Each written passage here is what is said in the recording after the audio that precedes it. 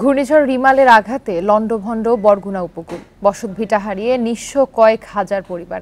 বেড়িবাঁধ ভেঙে তলিয়ে গেছে গ্রামের পর গ্রাম, ক্ষতিগ্রস্ত হয়েছে রাস্তাঘাট, ভেসে গেছে মাছের ঘের, বিদ্যুতের তারও খুঁটি ক্ষতিগ্রস্ত হয়ে বিদ্যুৎহীন লাখো পরিবার।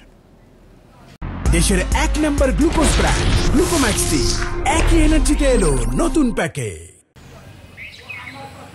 ঘূর্ণিঝড় রিমালের তাণ্ডবে বসতভিটা হারিয়েছেন বরগুনার 16,408টি পরিবার। ক্ষতিগ্রস্ত হয়েছে গাছপালা ও ক্ষেত খামার। ঘরের মধ্যে আসবাবপত্র, চাল, খানাপিনার যা কিছু আছে, না আছে খানাপিনার কোনো লাইন, না আছে কোনো আসবাবপত্র, না আছে থাকার কোনো জায়গা। এখন আমি তো পুরা নিঃস্ব হয়ে গেছি। ওই দিকে দেখেন না, পেলে গিয়ে সব বন্যায় সবই লই গেছে, কিছু নাই ঘরে।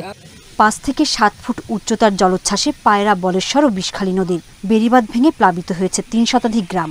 ভেসে গেছে ঘরের আসবাবপত্র, মাছের ঘের। এখনো পানিবন্দী অন্তত 2 লাখ মানুষ।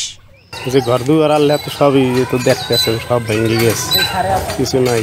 বেড়িবাঁধ দিত তো আমরা মনে করেন নিরাপত্তায় থাকতে পারি, যে এলাকার লোকজন নিয়ে। কাতলা মাছের চাষ করছিলাম, সমস্ত মাছগুলি একেবারে উঠে গেছে।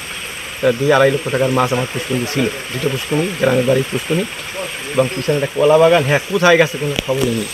এদিকে ঝোড়ো বাতাসে গাছ পড়ে পল্লী বিদ্যুতের প্রায় 300 বৈদ্যুতিক খুঁটি ভেঙে যায়। তার তো কত হয়েছে নাই, অনেক জায়গায় গাছ পড়িয়া তার পড়িয়া আর তার পাশে পড়িয়া একদম ছিঁড়ে গেছে। ক্ষতিগ্রস্ত পরিবারগুলোকে সহায়তার আশ্বাস দিয়েছে জেলা প্রশাসক। লোকজন যারা আশ্রয় নিয়েছিল ঘূর্ণিঝড় আশ্রয় কেন্দ্রে, তারা কিন্তু বাড়িতে ফিরে যেতে শুরু করেছে। এখন তাদের মধ্যে আমরা যে শুকনো খাবার কিন্তু ঘূর্ণিঝড় আশ্রয় কেন্দ্র যখন আসছে বা যাদের ঘরে খাবার নেই, তাদেরকে আমরা এই খাবার পৌঁছানোর জন্য আমরা কিন্তু কার্যক্রম চালিয়ে যাচ্ছি। ক্ষতিগ্রস্তদের সহায়তা 422 মেট্রিক টন চাল, 233 বান্ডিল ঢেউটিন এবং নগদ টাকা বিতরণ শুরু করেছে প্রশাসন। Independent news.